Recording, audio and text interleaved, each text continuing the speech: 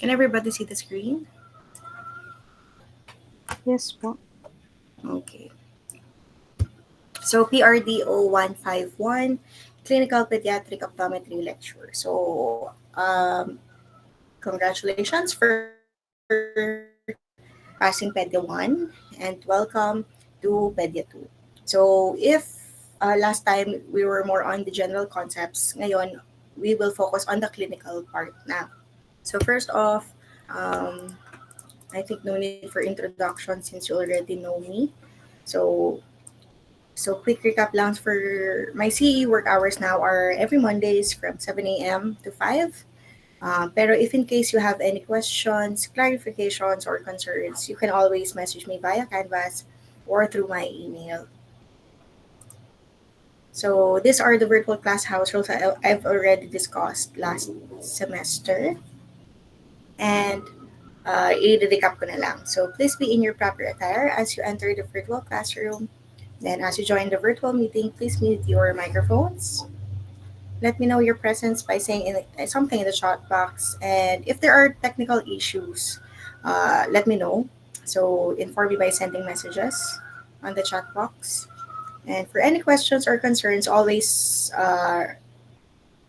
let me know by writing on the chat box as well. And click and raise your hand button para at least alam ko if there are technical issues or if there is something that you want to for me to discuss again. So reminders lang, follow the rules.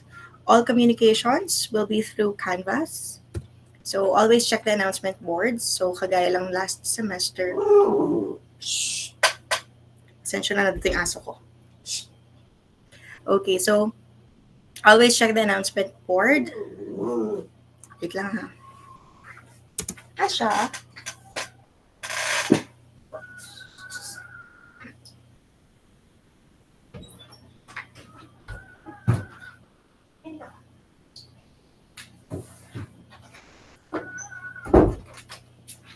Sorry.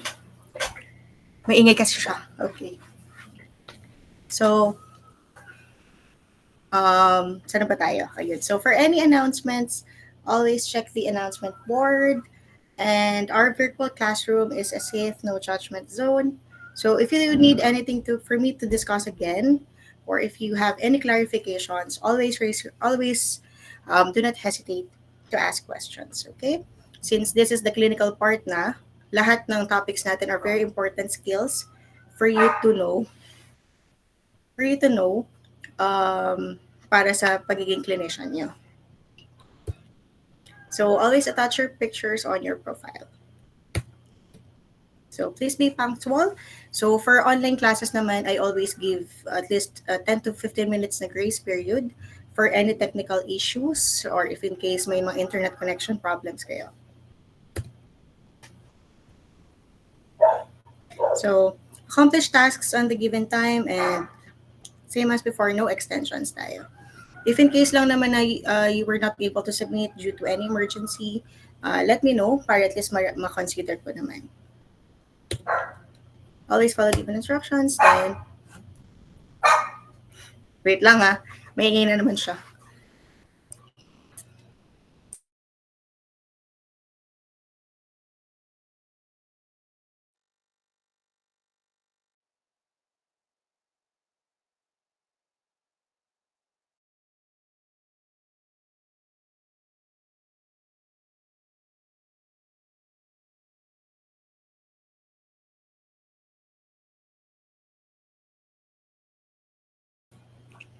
Okay.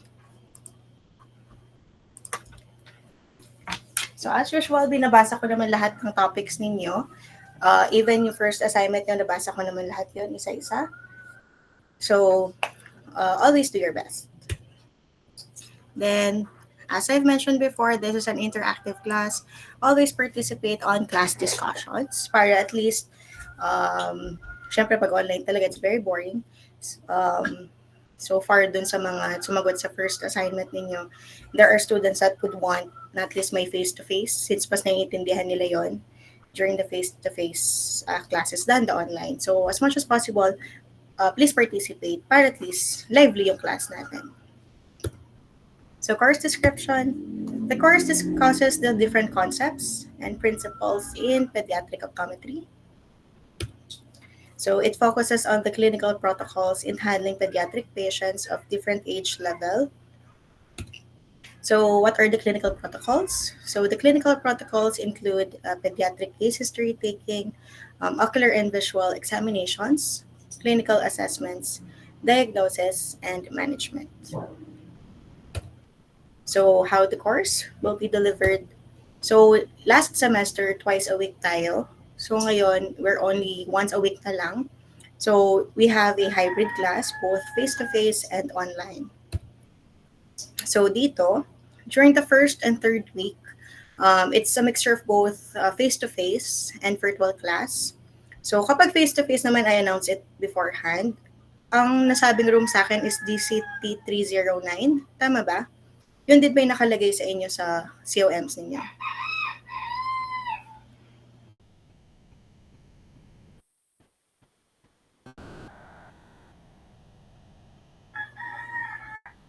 Tama ba? Is it 309 din sa inyo?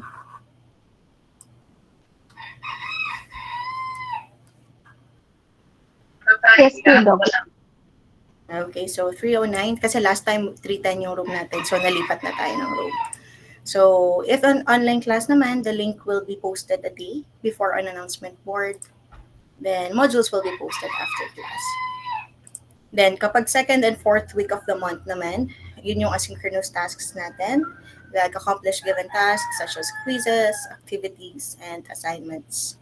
So dito naman, um, as much as possible since twice a week yung twice a week yung mga discussions. As much as possible, I'll try to meet you face to face for those na mas preferred yung face to face class para mas naiintindihan nila yung lessons. Let's see kung kaya natin siya. Then if there are changes on the schedule, I will post it naman lagi on the announcement board. So class schedule, so you are OD4A. So our class is from 12:30 to 2:30 p.m. Ang kay lab nyo is Doc Christoph pa rin, no? Na-meet nyo na siya. Bukas pa po, Doc. Okay. So hopefully with the lab naman, mas marami na kayong laboratory class kesa online. So how the course will be assessed, same as last semester, 70% cut off, online tests, written coursework, assignments, and may case presentation na kayo. So the case presentation naman, it will be at the end of the semester, once tapos na kayong mag-patient sa laboratory class. Syllabus content natin. So based from your first assignment, there are certain topics na gusto nyo or nahirapan kayo last SEM and would like to be discussed. So i-review lang din natin siya ngayon.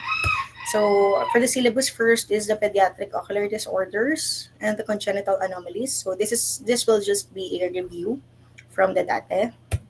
Ocular growth and vision development is also a review from last SEM.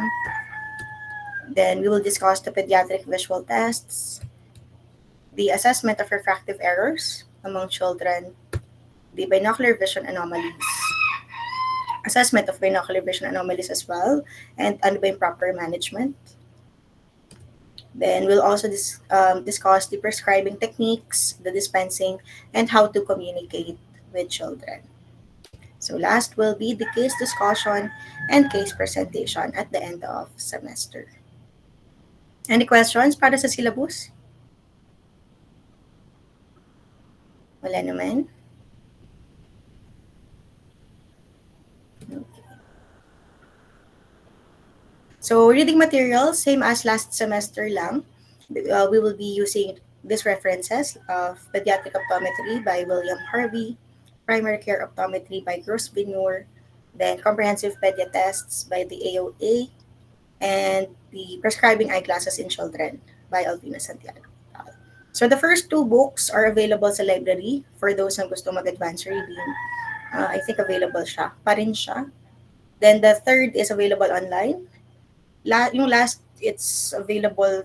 Nakuha ko siya from UP. So, pero if in case hindi kayo makakuha ng copies ng mga books na to, you will have the PowerPoint presentations pa rin naman ng mga lessons ko. Okay. Any questions for the syllabus, content, or any part of our course ngayon?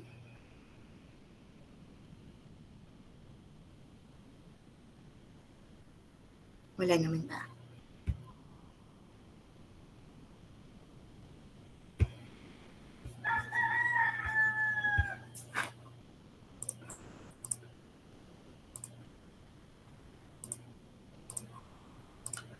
Okay.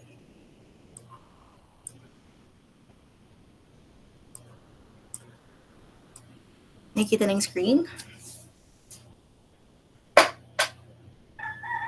Yes po. Yes po. Okay.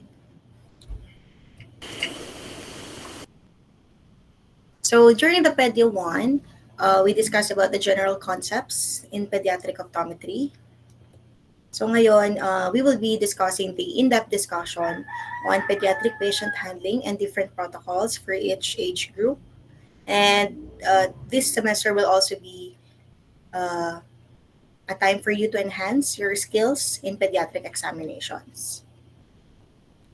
So based on your first assignment, these are the first three the pinakamarami sa inyo na ganito yung nahirapan. First is the embryology, second is the pediatric eye disorders or anomalies, and there was the accommodative and binocular vision anomalies. Yung first, embryology, possible hindi na natin siya ma-discuss this semester. Pero yung second and third, kasama yan sa syllabus. So, i-discuss natin ulit yan. So, before anything else, I know you had laboratory classes na from other subjects. Pero I just want to know kung ano na yung mga skills na nalaman ninyo, na natutunan ninyo, for me to know kung paano i-direct yung mga lessons natin. So, I will be listing a few laboratory skills. Then, you can reply by saying if alam niyo na siya, or it needs improvement, or kung gusto niyo pa siyang matakal ulit. Okay? First, case history taking. Have you tried this with actual patients or sa laboratories?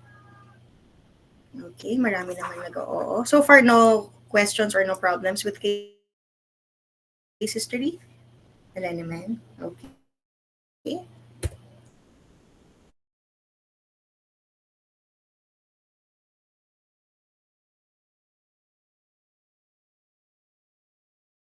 Next is visual acuity taking. First of all, charge na na-practice ninyo for visual acuity.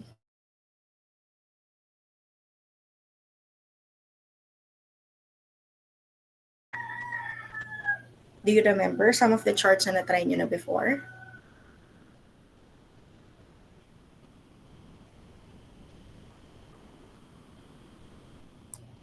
Kaya greetings. Yung pa-adult. Okay. Yung pang-adults, Nellen. Okay. Yun lang. Yung mga ETDRS or charts natin.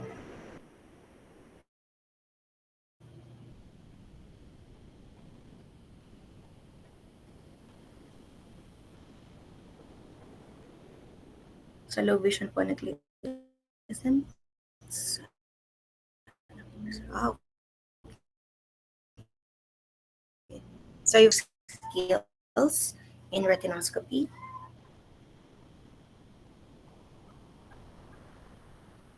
Okay naman. Walang walang problems with retinoscopy.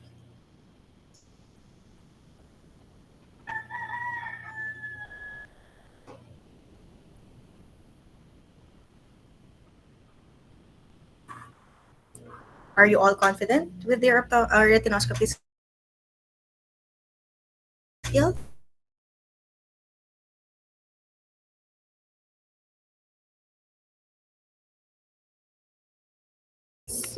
Hirap pa.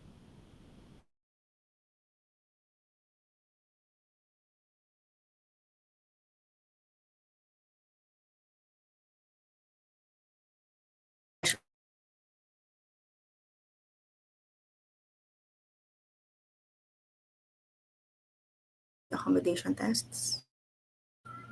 Okay. How about bino tests?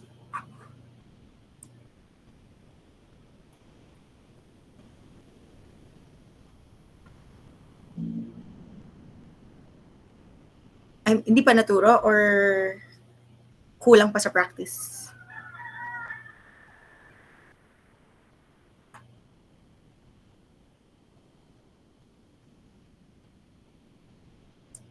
Kulang pa sa practice. Okay. Color vision test, I think this one familiar na kayo. No? The Ishihara, the Farnsworth, the HRR. Any other tests na naturo sa inyo before na medyo hirap kayo or may kailangan gusto nyong matakal natin?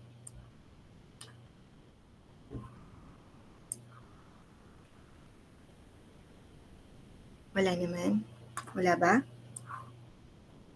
Okay. So, based on all your reactions, ang pinakahirap kayo is the retinoscopy, refraction, pwede na, and binocular vision tests. Tama ba?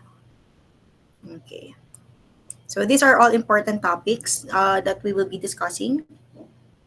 Pagdating ng, ano modules pa yan? I think those are modules 3 and modules 4 for this semester. Okay. So, I will be presenting some case scenarios na gusto ko lang marinig yung opinions ninyo. There are no right or wrong answers. Pero I just want to hear what you will do. So, first case, a mother and a teenage daughter, 15 years old, yung daughter, went to your clinic for an eye checkup. So, the mother brought her daughter for you to check. Will you accept or reject the patient? No right or wrong answer dito, ha? For those na nag-yes, bakit? Can you tell your reason?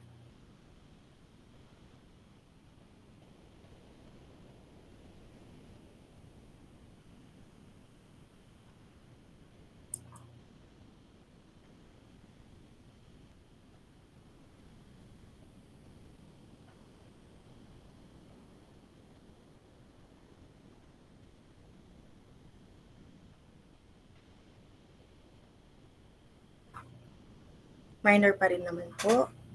Okay. How about the others?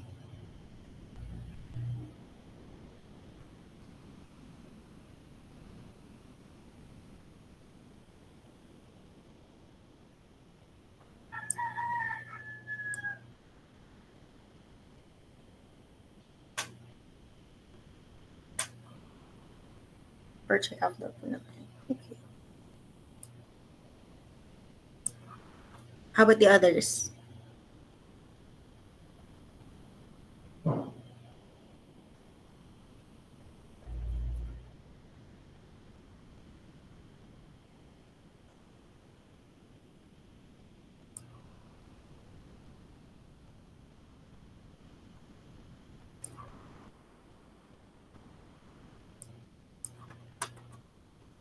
Wala na? Sige. How about the next? What if 5-year-old patient naman yung dinala sa clinic ninyo? Would you accept the patient or reject? Okay, accept. Why?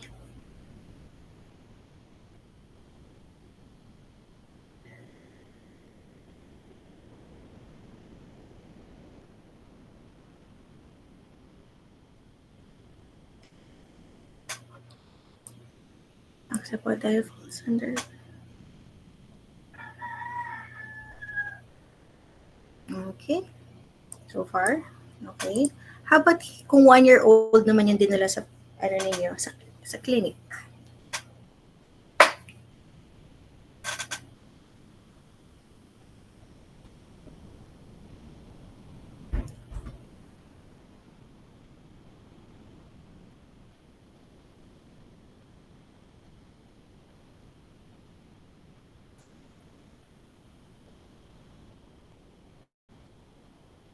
Okay. May nag-yes.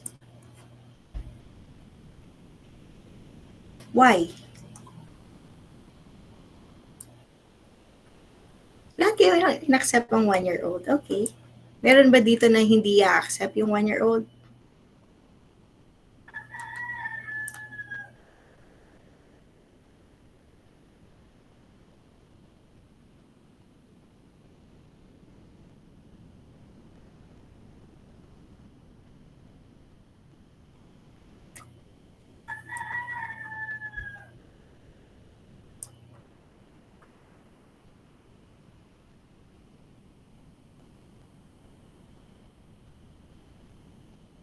Wala? So lahat kayo i-accept yung 1-year-old. Why?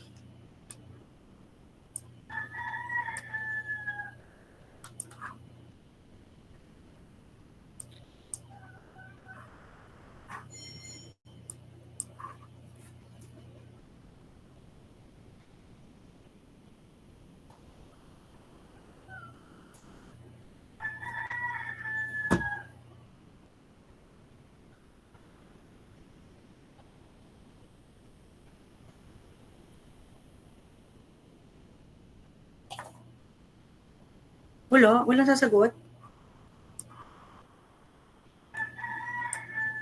For pediatric po, bilang pa rin ang infants. Okay.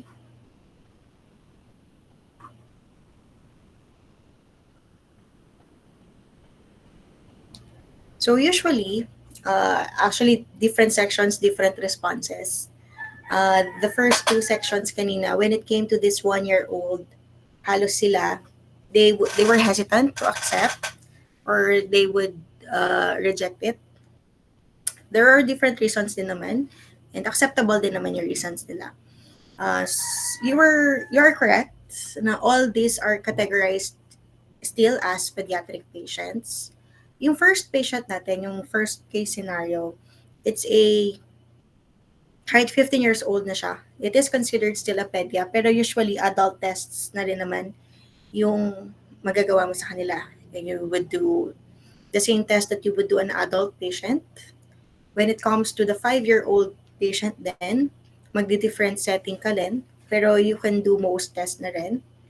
When it comes to a 1-year-old patient, most of the time, not just not just students, pero those who are already practicing in certain private clinics or usually yung mga commercial settings. When it comes to a 1-year-olds, they would outright reject it na. Different reasons din naman. So what are the following reasons for them to reject certain age or maglalagay sila ng age limits when it comes to patient rejection? First is the lack of confidence. So they are not confident with their skills when it comes to handling pediatric patients, especially those na nasa preschool or yung mga nasa infant stage pa. Second is there is an incomplete set of clinic equipments. So, syempre, di ba, for adults kasi kahit Snellen lang, retinoscopy, and other basic phoropter lang, magagawa mo na yung eye test. But when it comes to pediatric population, very common na kailangan you would need a certain set of charts, a certain set of equipment to be able to check. Kaya if incomplete yung clinic nila or hindi equipped yung clinic for a pedia setting, they would reject and refer. Then there's also the lack of patience when it comes to the children na hyperactive, those na matataas yung energy, and those na talagang when it comes to attention span, medyo mabilis mag-ubos. Then there are those who are afraid to communicate with children. There are those na hindi alam kung paano makipagkausap, that there is lack of rapport. And if in case there is an underlying ocular abnormality, then it's another cause for pedia rejection and referral na to other practitioners. So usually these are very common reasons which are understandable naman when it comes to the practice. Pero I hope kayo in the future, once you have your own clinics or you have your own practice na with the full equipments, I hope you would be able to accept all kinds of patient regardless of age or regardless of the condition. So this is just some thought to ponder. So in the future, what kind of optometrist would you like to be? Would you like to be the confident optometrist that can accept any kind of patient? Or would you like to be the hesitant optometrist na nangangapa? Or would you like to be the optometrist na once makakita na ng certain age group, they would be scared and outright refer to others na? So this is just some thoughts to ponder, especially this semester, which I hope you will be able to answer at the end of the year. Okay. So I'm not sure if nagawa ko na to sa inyo last sem, pero I just want to check ulit yung clinical abbreviations since we will be discussing cases or we will do case presentations, even magtuturo tayo ng procedures. There are some abbreviations na ilalagay ko kasi sa mga PowerPoint presentations. So I just want to know if you're familiar with this. I think for right eye, alam niyo naman lahat. What's our abbreviation for the right eye? OD. What does OD mean?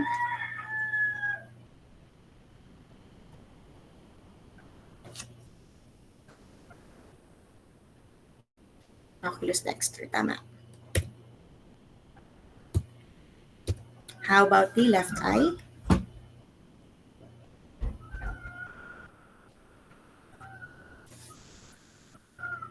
OS. Ano ibig sabihin ng OS?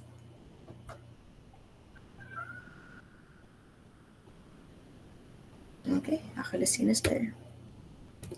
Both eyes.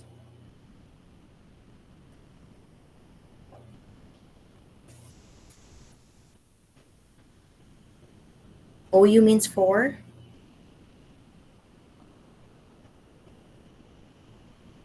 Oculus uterc. Tama. Accommodation.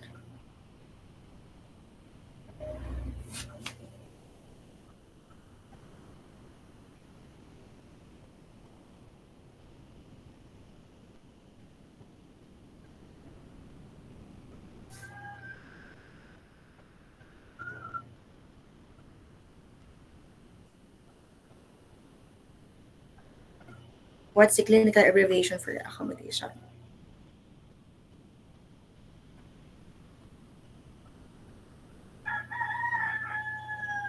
It's ACC.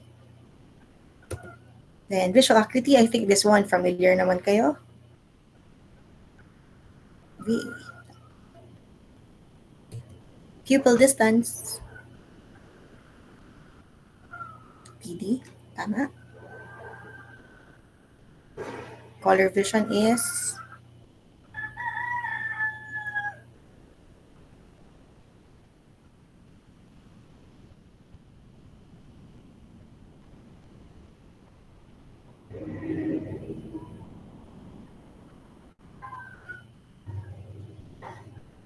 color vision. CV. Tama.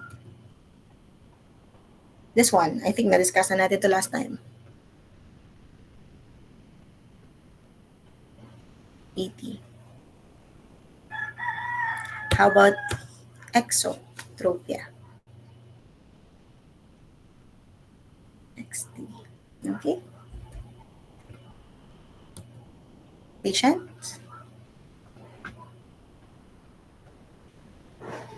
PX. Tama. History.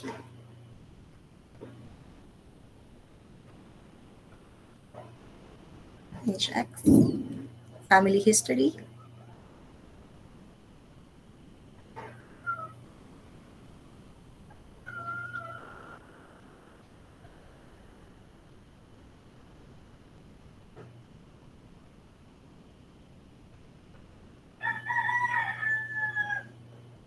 Family history is FHX. Okay. Prescription. I think you're familiar naman with this one. RX. Treatment or therapy.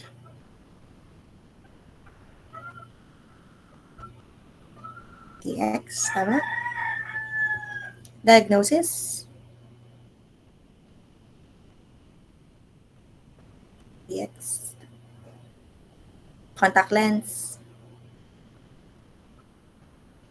CL. How about kung soft contact lens? Na CL. Hard contact lens.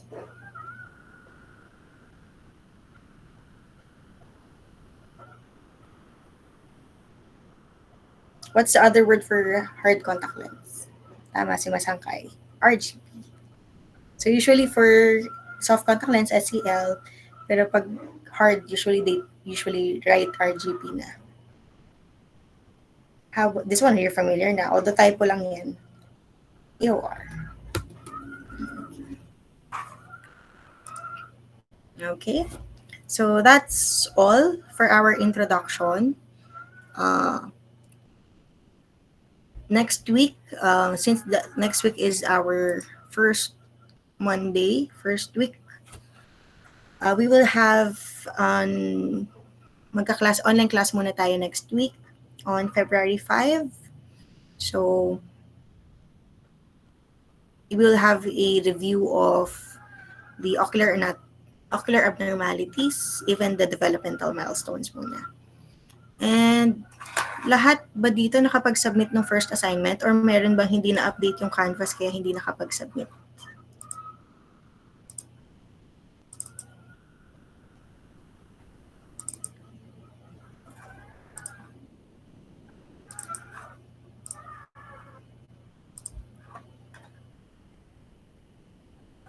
Mayroong hindi nakapag-submit dito? Wala.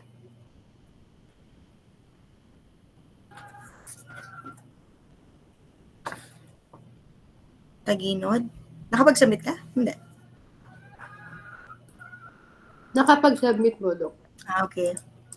So, I'm assuming lahat kayo nakapag-submit since walang nagsabi na hindi sila. So, ang ano lang natin ngayon, I have the official class list na, pero I'm not sure if this is updated. Baka mayroong mga late enrollees sa inyo. So, I will just check the attendance muna. Then, if in case hindi matawag yung pangalan nyo attend, let me know para at least malaman ko. Section A,